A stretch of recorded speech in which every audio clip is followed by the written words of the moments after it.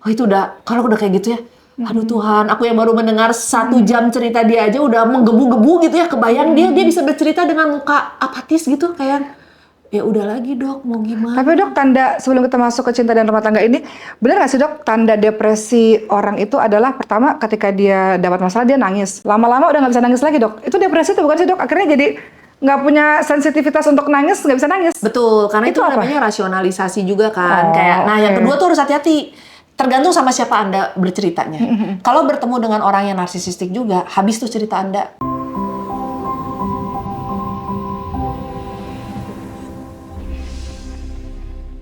Oh itu udah, kalau udah kayak gitu ya, aduh Tuhan, aku yang baru mendengar 1 jam cerita dia aja udah menggebu-gebu gitu ya, kebayang dia bisa bercerita dengan muka apatis gitu, kayak ya udah lagi dok, mau gimana? Tapi dok, tanda sebelum kita masuk ke cinta dan rumah tangga ini, benar nggak sih dok, tanda depresi orang itu adalah pertama ketika dia dapat masalah dia nangis, lama-lama udah nggak bisa nangis lagi dok. Itu depresi itu bukan sih dok? Akhirnya jadi nggak punya sensitivitas untuk nangis, nggak bisa nangis. Betul, karena itu apa? namanya rasionalisasi juga kan. Oh, Kayak, nah yang oke. kedua tuh harus hati-hati. Tergantung sama siapa Anda berceritanya. Kalau bertemu dengan orang yang narsisistik juga, habis tuh cerita Anda. Karena dianggapnya didevaluasi. Nggak usah ngomong gitulah, Uma Oki itu mah lebay. Oke. Itu mah perasaan Uma Oki aja terlalu sensitif. Sok segera dibawa cerita lagi sama Allah. Allah tuh maha penjawab. Oke. Nanti jadi akhirnya kita merasa, oh iya ya cerita saya berlebihan ya.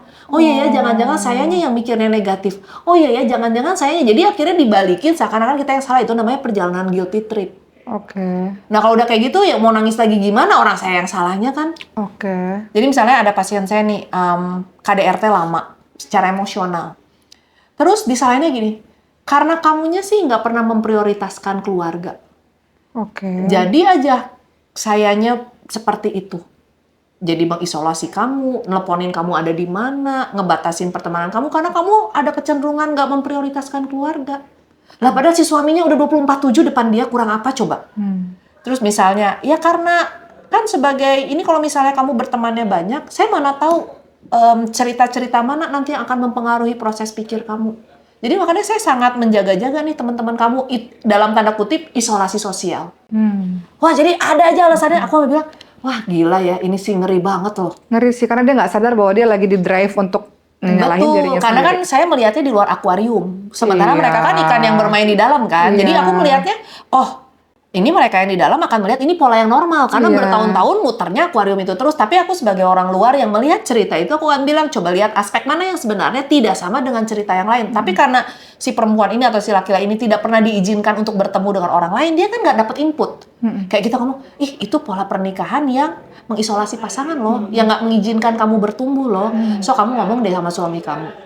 Nah nanti dia kalau misalnya ketemu kayak gitu, dia akan ngomong nih ke pasangannya. Oh kalau misalnya kayak gitu bahaya nih. Kalau misalnya istri saya ngobrol lagi sama orang kayak gini, nanti dia cut. Saya nggak suka ya kamu berteman sama orang ini. Gitu. Jadi kadang disebutnya pola manipulatif. Aduh. Atau pola eksploitasi.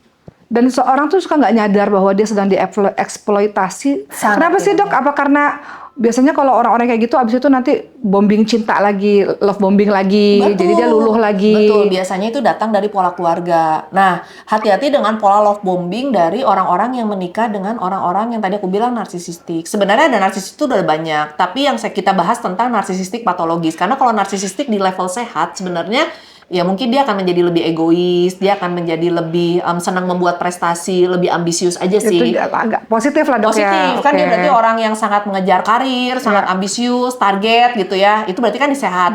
Nah, kita ngomongnya di level yang patologis. Nah, di level yang patologis ini, Uma, yang paling mengerikan adalah dia bisa mengeksploitasi dan memanipulasi emosi manusia dengan rasa bersalah. Wow, itu ngeri loh dok.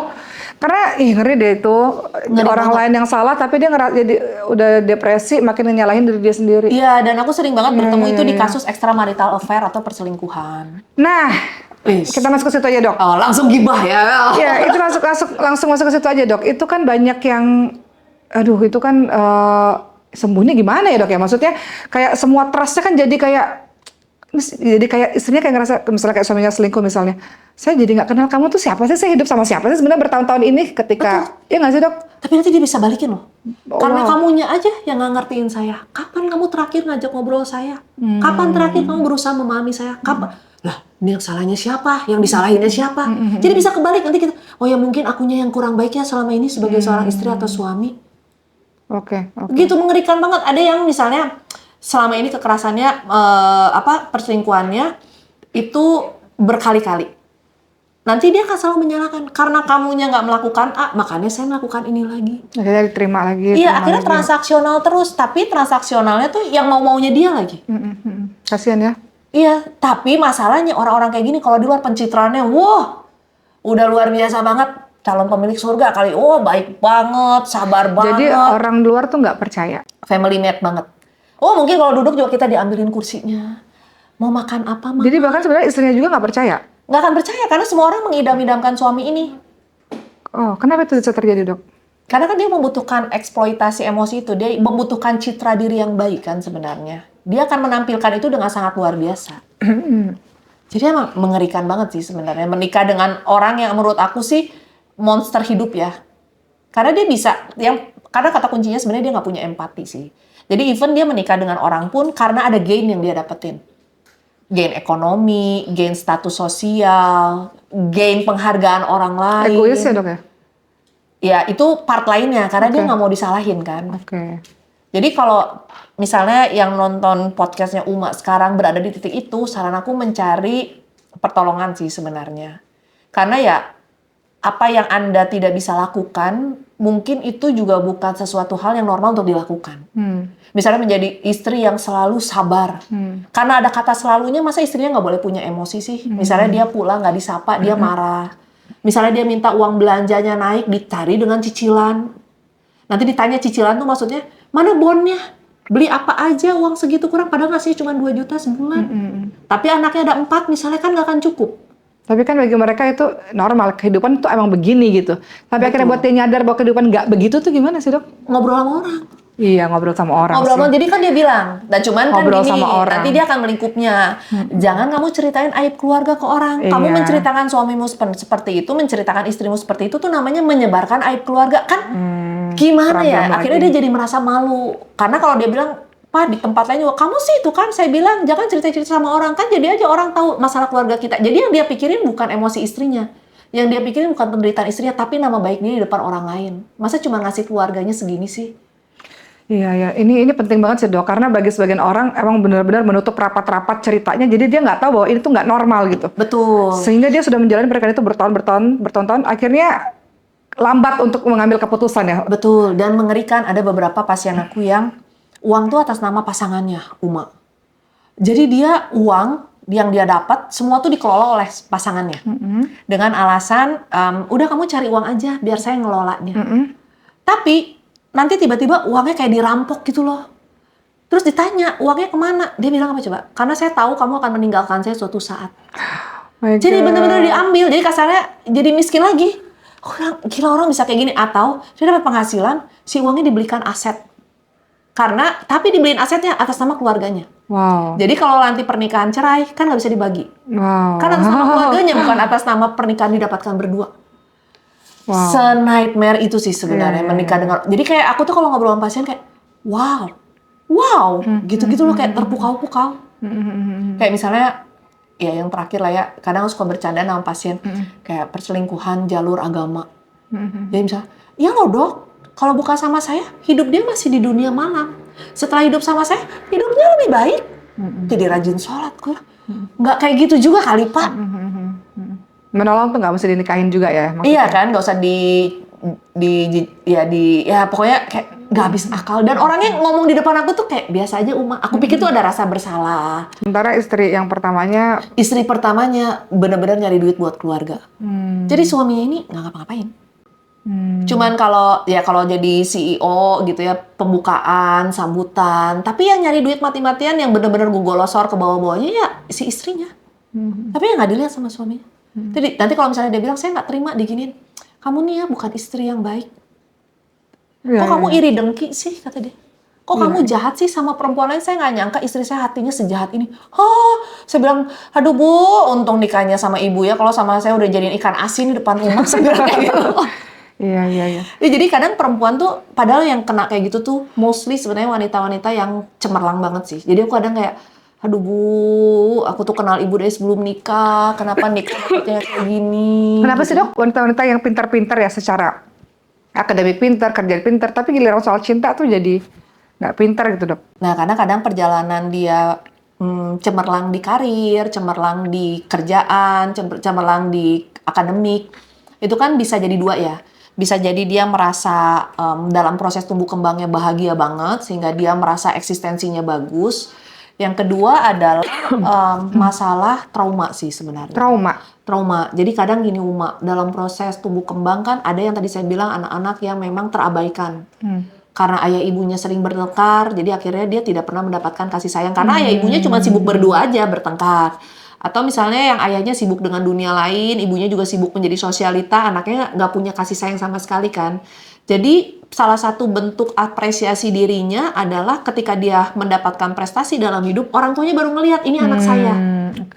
Tapi kalau anaknya nggak mendapatkan prestasi apa-apa, dia kembali menjadi anak yang terhilang lagi. Kalau dibilang nobody's child sebenarnya. Nah, makanya dalam proses hidupnya dia hanya berusaha mencari karir dan apresiasi dari lingkungan sekitar, sekitar. Nah, anak-anak seperti ini kan sumur cintanya kosong ya. Jadi ketika mendapatkan love bombing pertama dari orang narsisistik, lepek-lepek.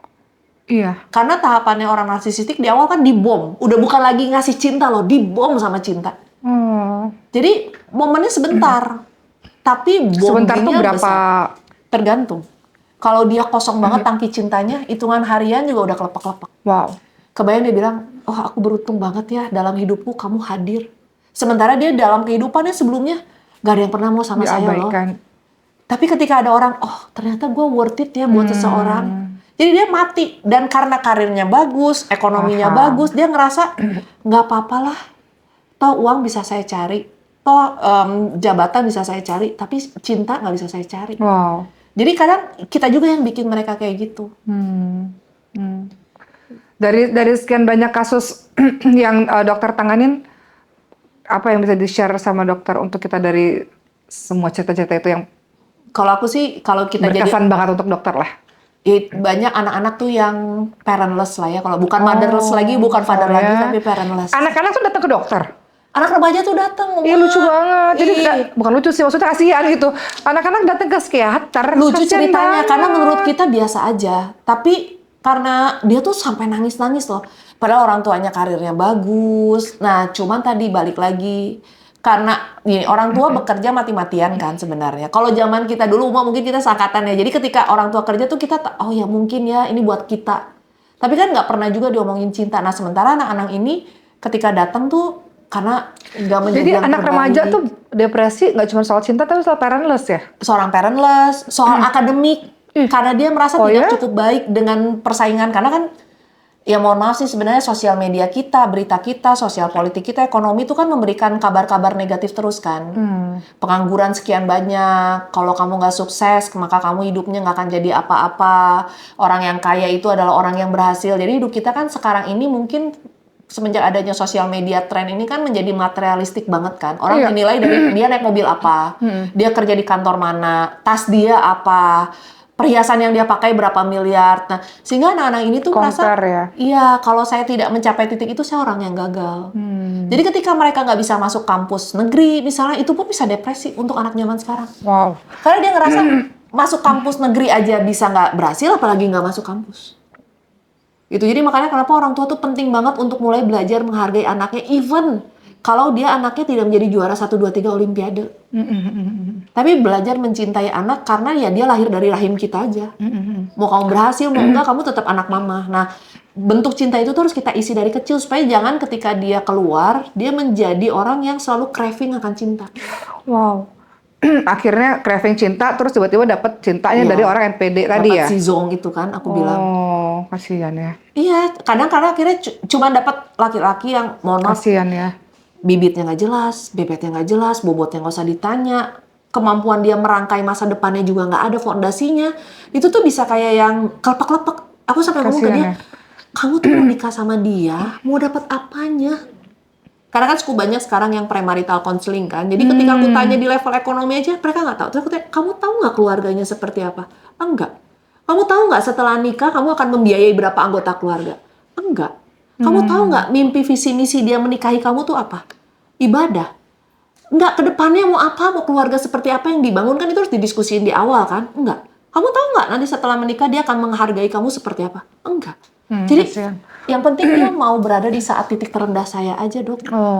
Aku bilang ya ampun, maksudnya Segitu, ya, apa ya, seremeh itulah iya, istilahnya. padahal mungkin Uma setelah kita menikah kan kita tahu ya banyak hal yang harus kita hadapin bareng kan, masalah ekonomi lah, masalah tantangan kehidupan, membesarkan anak. Kalau kita aja di awal nggak tahu visi misinya apa kan bingung ya. Jadi sebenarnya tahapan ke psikiater tuh ngapain sih, Dok, sebagai orang awam ya? Apa bedanya datang ke coach, ada kan life coaching gitu. Ada yang datang ke psikolog sampai ke psikiater tuh, apakah psikiater tuh tahap paling ujung gitu? Jadi, Kalau di Indonesia apa begitu. gimana sih sebenarnya? Tapi sekarang, Kapan kita harus ke psikiater, Dok? kalau sekarang nih anak muda cukup banyak yang menjadikan psikolog dan psikiater pribadi itu sebagai tempat curhat. Oke. Karena kan kita ada kode etik ya. Jadi misalnya saya tidak boleh menceritakan curhat pasien saya ke saya. Karena ada kode etiknya, tidak boleh menyebarkan isu pasien. Jadi kadang mereka tuh konsul 6 bulan sekali. Kayak untuk nyampah aja cerita keluarga dia seperti apa. Misalnya bapaknya masih kawin cerai, udah gitu tiap kawin cerai dapat anak 1. Kan dia yang gede ini karena bapaknya udah pensiun, tapi dia ngebiayain terus. Terus nanti ada yang bicara tentang tempat kerja, karena mungkin dia kerja di levelnya udah manajer, kan nggak mungkin ngejelek-jelekin kantor. Jadi dia kadang cerita untuk dapatkan masukan-masukan, kayak gitu. Tapi tuh ntar ujung-ujungnya harus ada obat atau suntikan. Kalau tahapan awal tidak. Oke. Kalau tahapan awal kita coba dengan cognitive behavior therapy namanya. Jadi bagaimana kita mengubah distorsi kognitif kita atau cara pikir kita yang negatif atau cara pikiran kita yang maladaptif untuk diubah menjadi adaptif atau jadi normal. Gitu. Nah, metodenya dengan journaling. Oh, Nah, nulis jadi buku diary gitu? iya, tapi diarinya mungkin bukan kayak kita ya, Uma Jadi yang nulis gimana? dear diary, kamu yang di pojok sana, enggak sih. Oh, Kita jadi memang gimana? benar-benar menulis secara spesifik kejadian apa yang terjadi di momen tertentu yang bisa men-trigger emosi negatif kita dan pikiran kita serta respon fisik kita yang tidak tepat. Misalnya, hari ini saya ketemu sama Uma nih. Nah, ketika ketemu Uma ternyata emosi saya jadi tiba-tiba kesel, marah, pikiran saya adalah ini orang kok tampangnya tidak menyenangkan, misal gitu ya. Terus fisiknya tiba-tiba saya jadi keringet dingin. Nah, tapi ternyata ending terakhirnya adalah ternyata Uma biasa aja ya. Nah, dari situ tuh saya kan belajar ya. Oh, ternyata pas saya ingat-ingat lagi, pas mood saya lagi baik, saya ingat. Oh, ternyata cara Uma ngomong ini mirip sama orang yang dulu ngebully saya. Oh, artinya saya berarti belum selesai nih dengan masalah bullying terakhir, karena itu masih berkesan. Tapi ternyata saya punya pola, semua orang yang mirip dengan orang yang membuli saya pasti orang yang menyebalkan.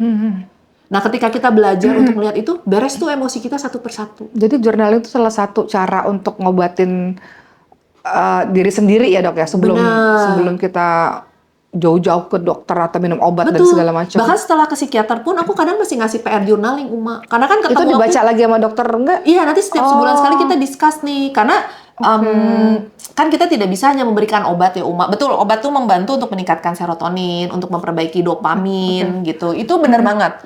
Tapi ada proses penyembuhan yang memang manusianya tuh harus proaktif. Misalnya nih, kalau saya ngasih obat ke pasien, dalam fase tertentu dia masih kayak, aduh aku mah goblok ya, aku mah bodoh ya, aku mah ini, kan dia mencaci maki dirinya sendiri kan. Nah, mau obatnya mau diminum juga kalau dia masih punya habitnya seperti itu nggak akan sembuh-sembuh. Iya.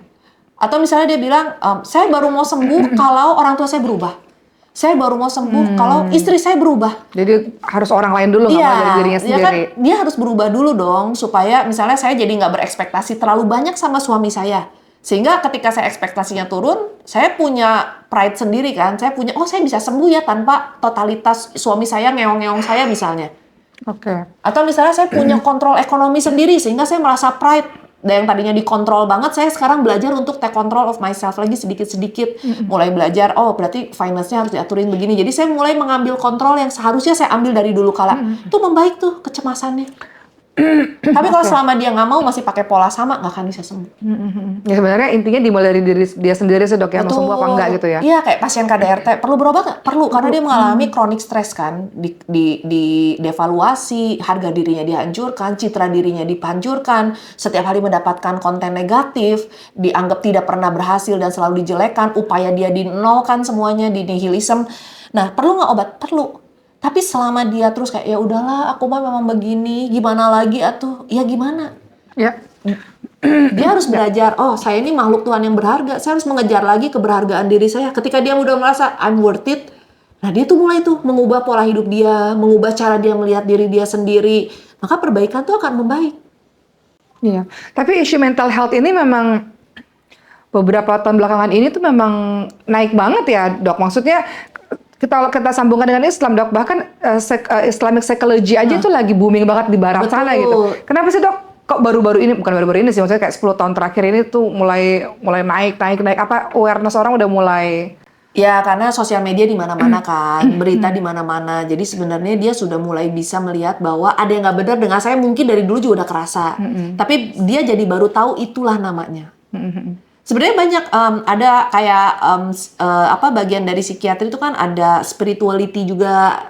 Oke. Ada jadi kayak Islamic spirituality, psychiatry misalnya. Jadi kita tuh ada psychiatric spirituality. Jadi seksi yang khusus ngurusin tentang religi dan psikoreligi dan spiritualitas. Oke. Dan itu sangat membantu banget umat dalam perbaikan. Jadi kadang dalam proses perbaikan kita sebutnya person centered based atau misalnya holistic approach.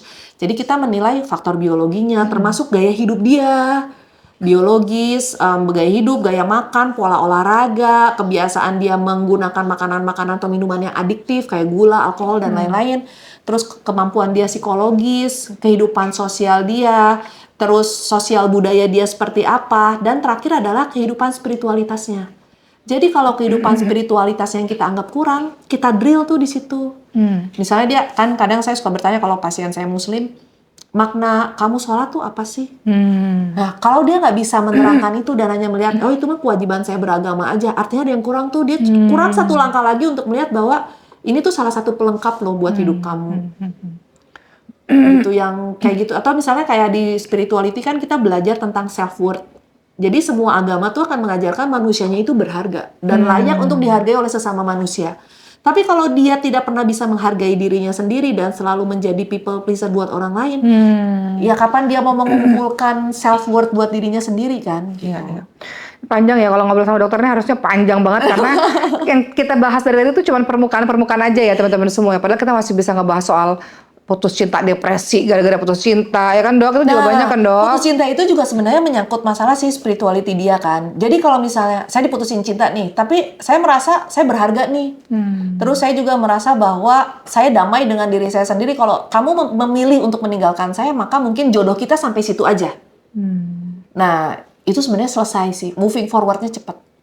Tapi kalau dia ngerasa aku tuh tidak berharga tanpamu, apalah aku ini. Nggak bisa hidup tanpa kamu itu susah ya Dok ya. Kadang-kadang kalau kita yang di luar kita bisa ngomong kayak gitu ya Dok ya. Kalau yang ngalaminnya tuh, kok saya juga nggak nyangka kenapa saya bisa sedepresi ini gara-gara putus cinta gitu kan. Iya, karena ternyata kalau paling sering pengalamanku adalah keluarganya nggak baik-baik aja sih Uma. Oh kasihan. Iya, dia nggak pernah mendapatkan cinta ayahnya. Dia melihat ayahnya berselingkuh. Sekalinya percaya sama orang, jatuh cinta sama orang, ternyata disakitin juga. Iya, akhirnya untuk yang menjadi hero di hidup dia pertama kali aja berselingkuh dan dia mendapatkan itu lagi kan. Akhirnya makin kuat merasa bahwa oh saya tuh ternyata tidak berharga. Oke Dok. Terakhir pesan-pesan untuk dokter supaya orang-orang nggak depresi Dok. Di tengah-tengah di tengah-tengah kan ujian orang masing-masing ya teman-teman semua ya, berbagai macam ujian. Kadang-kadang kita ngerasa kenapa sih aku harus diuji sebegininya gitu. Supaya orang-orang tuh lebih tenang dalam menjalani hidup. Versi Dr. Elvin, silakan Dok. Kalau aku seneng banget untuk ngajarin teman-teman tuh mungkin kalau di Muslim Iqra ya. Itu udah penyelamat hidup sih sebenarnya. Selama manusianya mau terus belajar, selama manusianya masih mau mengobservasi kehidupan diri sendiri dan orang lain, dan yang terakhir Iqra-nya diikuti dengan langkah aktif. Ya. Artinya dia mau berubah menjadi manusia yang lebih baik, dia mau belajar keilmuan yang baru yang mungkin menurut dia waktu itu tidak benar, tapi ketika dilihat landasan bukti ilmiahnya benar, dia mau belajar hal yang baru. Yang terakhir sih kedamaian diri sih Uma. Ya kadang yang membuat depresi adalah ketika si realita dengan ekspektasi tidak berjalan beriringan. Iya betul. Ketika gapnya terlalu besar dan manusia tidak siap untuk kecewa, ya akhirnya depresi itu muncul. Ketika manusia tidak bisa mempersiapkan masa depannya dengan baik dan akhirnya tidak siap untuk menerima bahwa kita ini manusia yang bukan apa-apa dan selalu ingin mengatur semuanya, maka kecemasan yang muncul. Iya. Jadi ya pada akhirnya mungkin belajar untuk hidup di masa sekarang, mempersiapkan terbaik untuk di masa depan dan menjadikan masa lalu sebagai pengalaman tuh hal yang membuat kita sehat sih. Wow. Jadi dokter mau ngasih pesan sama kita semua, mau gimana pun hebat, segimanapun dokternya, atau sehebat gimana pun ustazah atau siapapun itu yang bantu kamu, kalau kamu nggak mau berubah ya nggak bisa berubah juga. Iya. Gitu ya dok ya, dimulai dari diri sendiri. Betul. Dan kadang jangan kebanyakan curhat. Oh iya dok, karena jadi pusing dengerin sana sini. Pusing nanti kata si A begini, kata si B gini, kata si C sini. Nanti berharap di D mendapatkan ini ya vote dari A B C. Oke. Ternyata D beda lagi nih. Oke. Dan yang lebih parah curhat di media sosial sih. Oke, iya. Ya, itu udah paling kacau sih. Nanti akhirnya mendapatkan judgement, terus ternyata kita mendapatkan Tambah stres lagi. Betul. Dan Oke. ternyata yang kita pilih bukan pilihan netizen. Iya, wah itu iya. Jangan kebanyakan curhat. Tapi ada satu yang ingin saya highlight juga dari perkataan dokter adalah kalau di Islam itu kita tahu ya sama-sama teman-teman semua, kalau kita menghadapi satu hal yang nggak enak dalam hidup kita, itu ada yang namanya ridho. Ridho itu artinya terima. Nah, Terima aja dulu gitu. betul. Bener ya dok ya? Betul. Jadi kita terima dulu, dengan terima udah tahu oke ini bagian dari takdir, ya udah saya mau jalanin, mau ngapain juga nggak bisa dirubah juga, ya udah saya jalanin aja semaksimal yang saya bisa. Jadi ridho itu artinya nggak ada rasa sakit sama sekali, terserah engkau ya Allah mau ngasih saya apa, tapi kasih saya kekuatan untuk bisa melaluinya. Ya, gitu. kalau bahasa kekiniannya mah acceptance kan. Iya benar. Acceptance and let it go. Oh iya benar. Iya kan Bahasa kalau kekiniannya sebenarnya benar. kita tuh bangsa yang ini kan yang Benar. maksudnya ajaran-ajaran agama kita, budaya kita tuh kan Iya. mengajarkan kita banyak hal, cuman Iya. nggak kekinian aja. Iya benar ya dok ya. Acceptance, Padahal kalau diubah ke bahasa kekinian sebenarnya Iya kayak apa, teori The Secret kan sebenarnya kun fayakun kan Iya, sebenarnya ya. maksudnya banyak banget kan yang Bener. itu tuh kita udah tahu tapi kurang keren aja. Iya gitu. benar. Dokter makasih banyak ya. Aku tuh Sama-sama. sebenarnya pengen banyak ngobrol, cuman kayaknya nggak cukup deh kalau satu pertemuan kita ngobrolin semuanya. Karena masalah kejiwaan itu semua orang punya masalahnya masing-masing dan punya air mata dan punya kesedihannya masing-masing ya. Tapi yang jelas kalau teman-teman semua ngerasa nggak baik-baik aja, carilah pertolongan dan cerita sama orang-orang yang berkompeten untuk bantu kalian. Biar nggak adu nasib. Wah. Iya benar. Dan jangan share-nya di sosmed. Dia Iya, makin betul. bingung gitu kata dokter Elvin. Dokter makasih banyak ya. Sama. Terima kasih, sehat-sehat dokter. Sama-sama, Dan terima kasih. terus menginspirasi kita lewat video-videonya, banyak yang ngefans sama dokter loh. Yes. Terus aktif untuk buat saya nggak tahu nih apakah dokter lagi dipotong-potong sama orang atau dokter buat khusus videonya. Enggak sih, itu dipotong-potong. Oh, dipotong-potong. Ada timnya yang memang spesialis memotong-motong. Oke, tapi itu semua menjadi inspirasi buat kita. Sehat-sehat terus ya dok. Terima Banyak yang kasih. butuh sama dokter. Yes, terima kasih. Teman-teman komen di bawah kira-kira mau dengar kita ngobrol tentang apa, podcast tentang apa, mudah-mudahan jadi pembelajaran untuk kalian semua. Thank you for watching. Bye-bye.